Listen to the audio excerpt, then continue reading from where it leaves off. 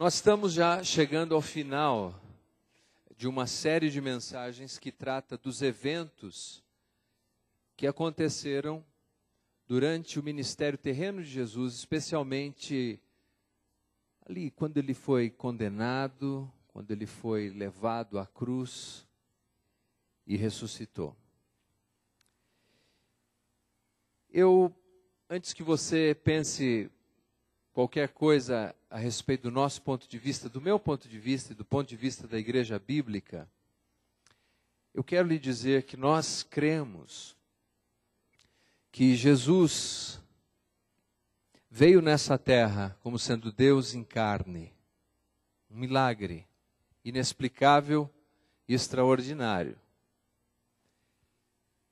E nós cremos que Jesus foi condenado injustamente e que ele foi torturado fisicamente e que ele foi pregado na cruz e morreu e foi sepultado e que colocaram na porta do seu túmulo uma pedra imensa, segundo Josh McDowell, talvez 2,5 toneladas pesava a pedra. E que talvez o selo do Império Romano tenha sido colocado ali para garantir que ninguém tentasse violar o túmulo. E que a guarda do templo foi colocada em frente ao túmulo. Mas nós cremos, por mais absurdo que isso pareça, no século XXI, que não uma ideia, não uma doutrina, não uma influência, mas que Jesus, fisicamente, ressuscitou ao terceiro dia. Isso talvez não seja muito popular, e eu dou um desconto àqueles que têm dúvida, porque realmente não é fácil acreditar nisso. Eu estava numa feira beneficente nos Estados Unidos, eles chamam de flea market, é literalmente mercado de pulgas. Sabe por que é pulgas, Júlia? Rebeca? Alguma professora? Por que é mercado de pulgas? Será que é porque depois a gente sai coçando? Eu não achei nenhuma pulga para vender lá. Mas seja como for, é um mercado de coisas usadas e beneficente. E lá, enquanto eu estava de olho numa mala, porque a Júlia tinha me mandado uma encomenda, e quando a Júlia me manda uma encomenda, eu tenho que comprar mala. Entenderam? Eu tinha que comprar mala barata, eu estava naquele evento. E então, alguém me chamou: Leandro, nós precisamos da sua ajuda aqui. Tem um rapaz que tem várias perguntas a respeito de Jesus e a gente acha que você pode ajudar um pouco. Eu falei: eu vou, mas você fica de olho naquela mala ali, hein? Fica de olho. E fui, me apresentaram um rapaz alto, russo, ele era engenheiro nos Estados Unidos, Igor. E eu tentei com a minha latinidade quebrar um pouquinho de gelo, bater um papo, perguntar para que time ele... Mas ele foi super objetivo. E ele me perguntou: Leandro, se você não estava lá quando Jesus ressuscitou, como é que você sabe que ele ressuscitou? Você não estava lá, como é que você sabe que Jesus ressuscitou? É uma boa pergunta, não é? É uma boa pergunta. O que ele estava colocando era o seguinte: se você não estava lá, por que você acredita que Jesus Cristo ressuscitou? Eu queria fazer algumas colocações nessa noite, porque eu acredito que Jesus ressuscitou. Alguém diria: você acredita que Jesus ressuscitou porque o seu livro religioso fala sobre isso? O livro da sua religião fala da ressurreição de Jesus. Mas, como diria alguém, muita calma nessa hora. Porque existem muitos outros livros de religião. Vários livros de religião. Existem mitologias variadas. Por exemplo, a mitologia grega, a mitologia romana, a mitologia nórdica. Porque nós aceitamos o que tem nesse livro. Por exemplo, a mitologia nórdica, que eu acho bem interessante. Odin é o pai dos deuses, e o filho dele mais famoso, tão famoso que Hollywood fez um filme, Thor. Sabe como é que é o conceito de céu ali? O conceito de céu é assim: se você morrer com a sua espada em punho, escudo, e se você tiver ferimentos na frente, você vai para o céu. Um conceito de céu. Mas se você tiver feridas nas costas, esquece, amigo, porque covarde não vai para o céu do Odin. E como é que é o céu na versão nórdica? É assim. Bom, primeiro, minhas filhas eu não gostaria que fossem para lá. Porque durante todo o dia os homens guerreiam. Todo dia eles se despedaçam. É MMA o dia inteiro. E eles morrem. Mas no final do dia eles são reconstituídos. E aí eles têm festa a noite toda. Eles comem carne de javali. E no dia seguinte de manhã, MMA o dia inteiro. E essa é a definição. Aliás, muitas definições e conceitos sobre o céu, a mulherada não tem o menor interesse em ir. Faz uma pesquisa depois você vê das múltiplas versões. O céu mais atraente que existe é o céu cristão. Mas por que então? É porque nós temos um livro sagrado? Não, não é apenas por isso. Porque existem muitos livros sagrados.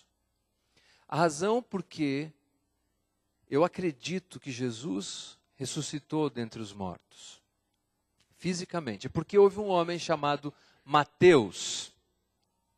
Mateus era um coletor de impostos, próspero, e fazia parte do networking da canalice do seu tempo, e arrancava dinheiro das pessoas de maneira leviana. E um dia ele foi tão impactado pela mensagem de Jesus Cristo, que ele passou a seguir Jesus, ele se tornou um seguidor de Jesus. E esse Mateus viu Jesus ser preso em Jerusalém, condenado injustamente, pregado na cruz. Ele diz, eu vi isso, eu vi Jesus ser pregado naquela cruz, eu vi Jesus morrer naquela cruz, eu vi Jesus ser colocado num túmulo, eu vi que fecharam a porta do túmulo, e ao terceiro dia, eu o vi ressurreto. E ele escreveu um livro sobre isso. E ele morreu porque disse que viu isso. Muitas pessoas morrem por aquilo que acreditam. Mateus não morreu por aquilo que acreditava. Mateus morreu por aquilo que viu. Ele disse, eu vi. Eu não tenho como negar aquilo que eu vi. Eu creio que Jesus ressuscitou porque Mateus, a testemunha ocular, disse isso e morreu por isso. Mas eu creio ainda porque Marcos, um jovem discípulo, talvez tenha andado com Jesus, porque há um incidente descrito nos evangelhos, de um jovem que sai correndo desnudo quando Jesus é aprisionado, que seria o equivalente de, nos dias de hoje, dizer que saiu correndo de cuecas. Talvez fosse Marcos. Mas ele andou com Pedro, ele escreveu, registrou o testemunho de Pedro, que foi uma testemunha ocular da ressurreição de Jesus. Lucas foi um grego, não judeu, ele não era judeu, ele era grego, ele era médico, ele era historiador, e ele prestava serviço a um homem chamado Teófilo, também grego, provavelmente um homem de alta patente, porque ele é chamado de excelentíssimo Teófilo. E Teófilo, interessado na mensagem do Evangelho, envia Lucas a Jerusalém para pesquisar, averiguar se as informações eram realmente verídicas e fidedignas. E Lucas investe o seu tempo entrevistando pessoas em Jerusalém e perguntando. E ele produz 2 volumes. O primeiro volume é um evangelho que se chama Evangelho segundo Lucas. E ele diz assim, Teófilo, Jesus por 50 dias, ele deu comprovações irrefutáveis de que ressuscitou ao terceiro dia. O historiador Lucas disse isso.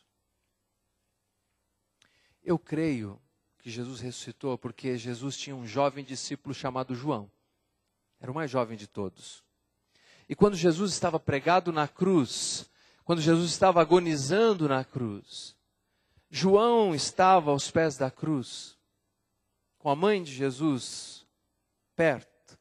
E Jesus disse assim: João, agora você cuida dela como se fosse a tua mãe.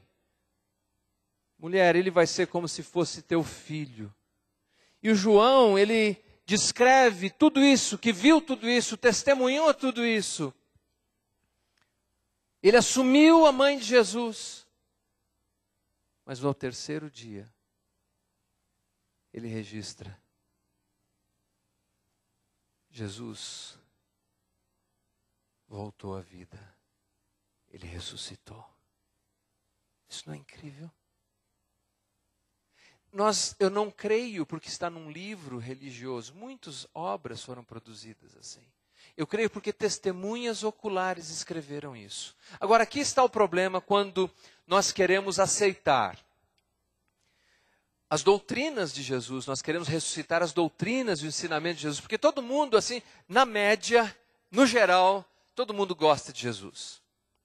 Pode ver.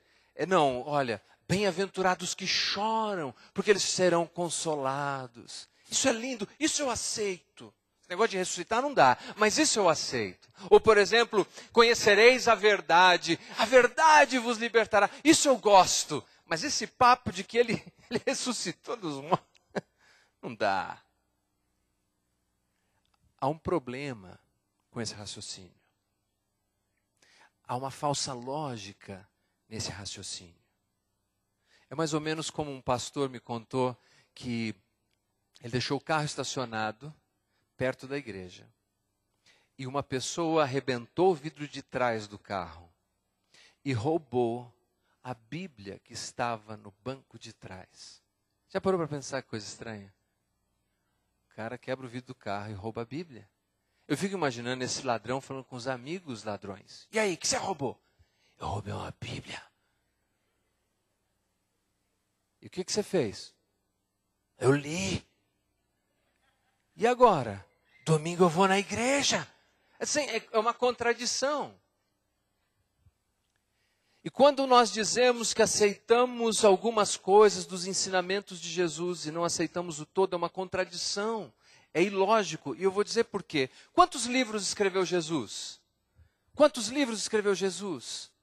Quantos livros? 0. Jesus não escreveu nenhum livro. Quem escreveu os livros que falam sobre Jesus foram os seguidores de Jesus. Mateus diz assim, olha, Jesus falou isso no Sermão do Monte. João diz, Jesus falou isso. Jesus disse isso. E aí, todos eles, unanimemente, encerram os seus livros do mesmo jeito. Dizem, e a propósito, ele ressuscitou ao terceiro dia. Nós temos duas opções aí. Ou vamos dizer que eles para sustentar a verdade, usaram a mentira. Seriam dignos de confiança. É por isso que o apóstolo Paulo, ele escreve mais tarde. Nós vamos falar já sobre isso.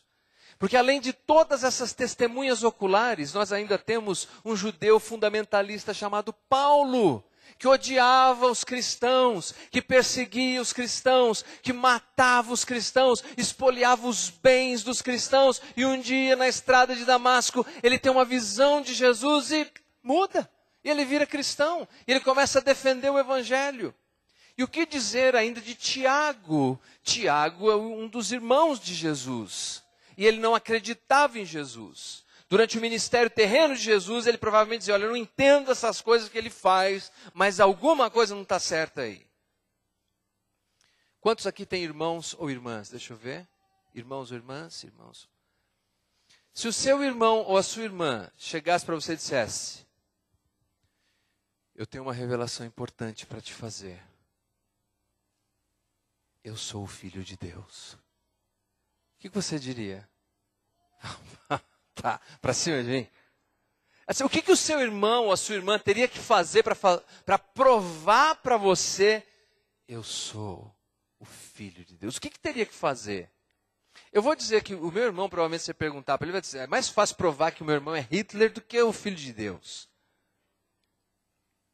Só tem um jeito, se ele morrer e ressuscitar dentre os mortos. Foi isso que aconteceu. Tiago só passa a seguir a Jesus depois da ressurreição. Abra sua Bíblia, por favor, na carta de Paulo aos Coríntios, capítulo 15. Vamos considerar algumas coisas importantes aqui.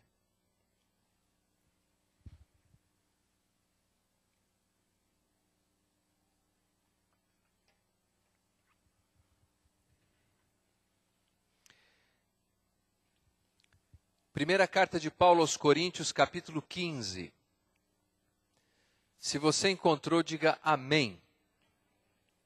Se você não encontrou, diga tem misericórdia de mim.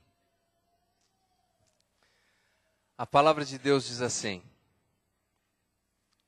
Irmãos, venho lembrar-vos o evangelho que vos anunciei, o qual recebestes e no qual ainda perseverais. Vamos descer um pouquinho, veja o versículo 3. Antes de tudo vos entreguei o que também recebi, que Cristo morreu pelos nossos pecados, segundo as Escrituras, que foi sepultado e ressuscitou ao terceiro dia, segundo as Escrituras, e apareceu a Cefas, e depois aos 12, depois foi visto por mais de 500 irmãos de uma só vez, dos quais a maioria sobrevive até agora, porém alguns já dormem. Depois foi visto por Tiago, mais tarde por todos os apóstolos, e afinal, depois de todos, foi visto também por mim, como por um nascido fora de tempo. Agora vamos adiante e veja o versículo 14. E se Cristo não ressuscitou, é vã a nossa pregação, e vã a vossa fé. Sério isso?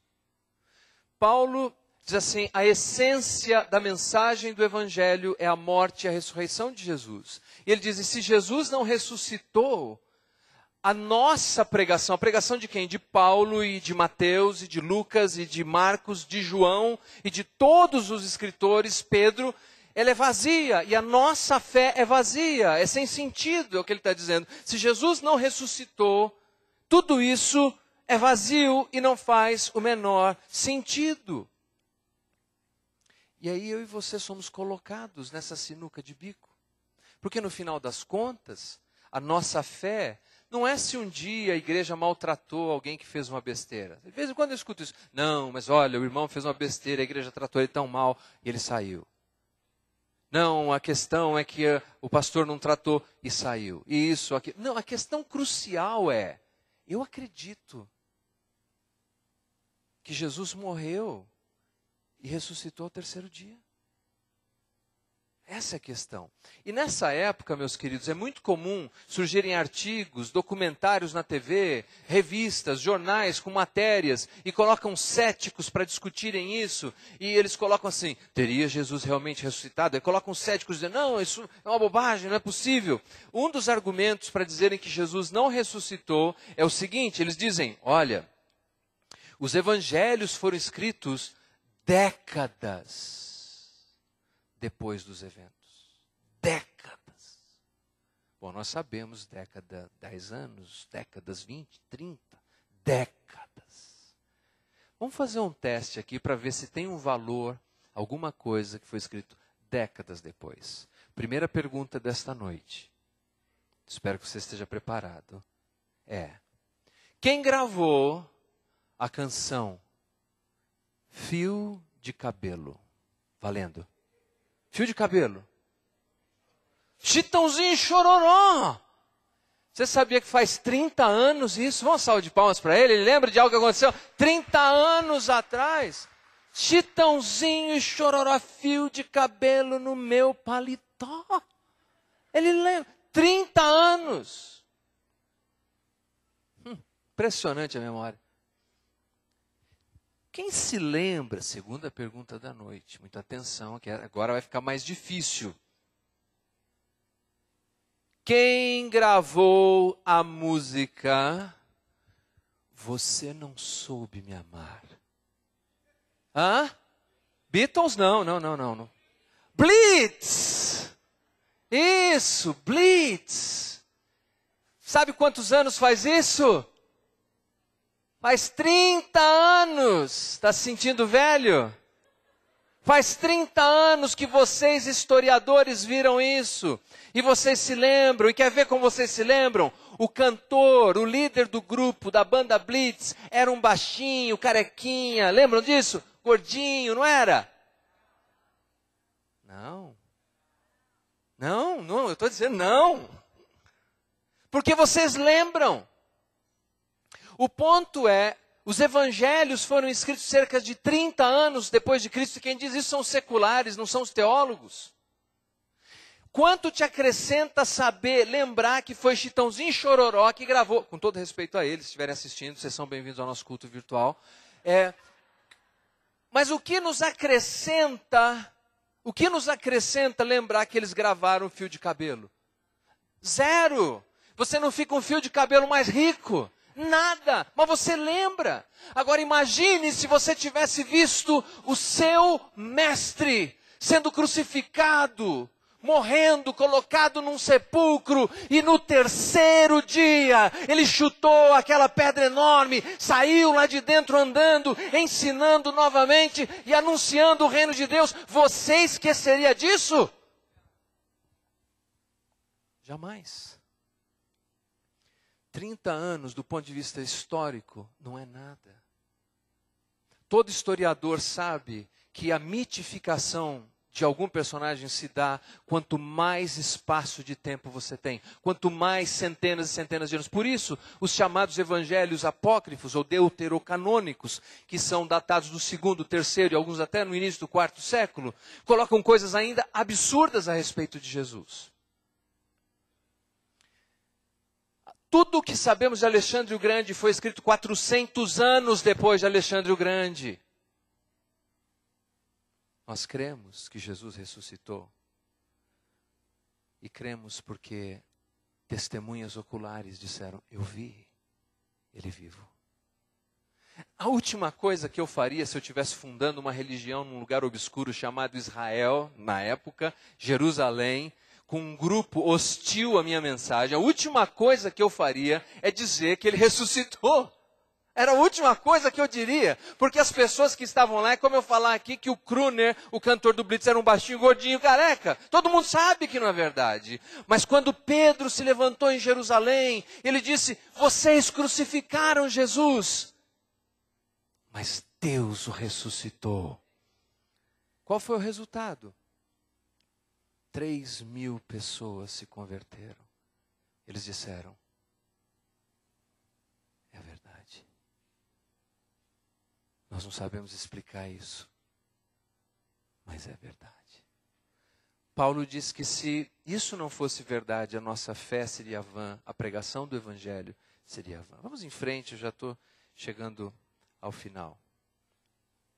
Veja o que ele diz no versículo 15. Paulo diz assim, vamos começar no 14 e 15. Paulo diz, e se Cristo não ressuscitou, é vã a nossa pregação e vã a vossa fé.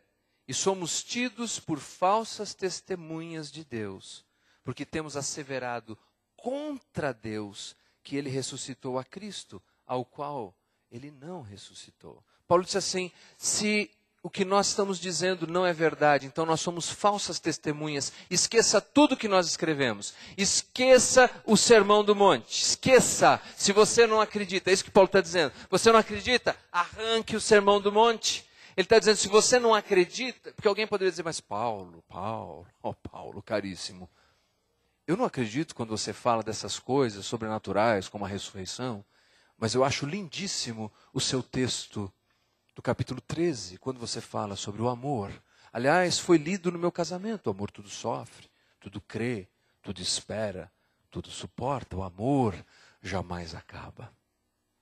Paulo disse, se você não acredita no que eu falei sobre a ressurreição, não leia mais o meu poema no seu casamento, porque eu sou uma falsa testemunha. Jesus ressuscitou dentre os mortos. E o que nós sabemos é que por isso nós temos esperança. Por isso. Sabe, algumas vezes eu converso com as pessoas, especialmente no Ocidente, E eles acham que eles inventaram uma percepção de Deus. Eles falam, não, eu creio que Deus é bom. O que ele não sabe é que ele crê isso porque há uma reverberação da mensagem do Evangelho que talvez a avó dele ouviu em algum lugar e falava para ele quando ele era pequeno. Não, eu inventei isso, Deus é bom. Não, não, quem disse que Deus é bom é o Novo Testamento. Não, eu acredito que Deus perdoa as pessoas. O Evangelho diz isso. Mas se Jesus não ressuscitou, tudo que sabemos sobre Deus, sobre céu, sobre bondade, sobre misericórdia, é vazio. E sabe qual é o ponto? Aqui é que reside as nossas esperanças. Quando você ora com a expectativa de que tem alguém te ouvindo, é porque Deus ressuscitou Jesus dentre os mortos. Porque se Deus não ressuscitou Jesus, meu amigo, esqueça, não tem ninguém te ouvindo. Esqueça, se Jesus não ressuscitou, não tem ninguém te ouvindo. Se você vai num velório, qualquer que seja, de qualquer confissão, e há qualquer expectativa de esperança para aquela pessoa, essa esperança só existe se Jesus ressuscitou. E se você tem qualquer esperança de que a justiça triunfe sobre a injustiça, a verdade sobre a mentira, o amor sobre o ódio, isso só é possível se Jesus ressuscitou. Porque ele foi condenado injustamente. Ele foi morto injustamente. Se ele venceu, nós temos esperança de que o nosso sofrimento também não é em vão. Entendem? O nosso sofrimento não é em vão, há um propósito maior do que isso. Mas se ele não ressuscitou, não há esperança alguma. É o que diz Paulo, eu quero concluir com esse pensamento. Ele diz assim, versículo 18. E ainda mais, os que dormiram em Cristo pereceram. Se a nossa esperança em Cristo se limita apenas a esta vida, somos os mais infelizes de todos os homens. Por quê? Porque essa vida é breve. Essa vida passa. E passa tão rápido. E a nossa esperança é a eternidade. E quem nos garante a eternidade? É Jesus. Eu fiquei estarrecido ao ler uma notícia, finzinho do mês passado, que foi a morte do bispo anglicano, Robson Cavalcante. Foi morto pelo próprio filho. Ele e a esposa. Um homem dedicado, um homem que ajudou muitas pessoas carentes. E naquela hora, a primeira pergunta que vem à mente é: o ódio venceu o amor? Se Jesus não ressuscitou, venceu. O ódio venceu o amor. Mas se Jesus ressuscitou, como eu creio que ressuscitou, o ódio é destruído na sepultura. O amor dura para sempre. O bispo um dia vai ser ressuscitado também. E vai receber de Deus todas as recompensas por toda a bondade que fez nessa terra. E todo o sofrimento que você tem enfrentado, todo o desejo de fazer o que é bom, toda a expressão de generosidade, todas as escolhas para honrar a Deus, valerão a pena, porque Jesus Cristo ressuscitou. Não, quem tece os seus sonhos com a eternidade, jamais se deixará vencer pelo ódio. Quero convidar você a se colocar em pé, para que nós possamos fazer uma oração nesse momento. Em resumo, o Jesus é absoluto em nossas vidas, ou ele é obsoleto em nossas vidas? Como é que vai ser para você? Ou Jesus será absoluto na sua vida, ou ele será obsoleto.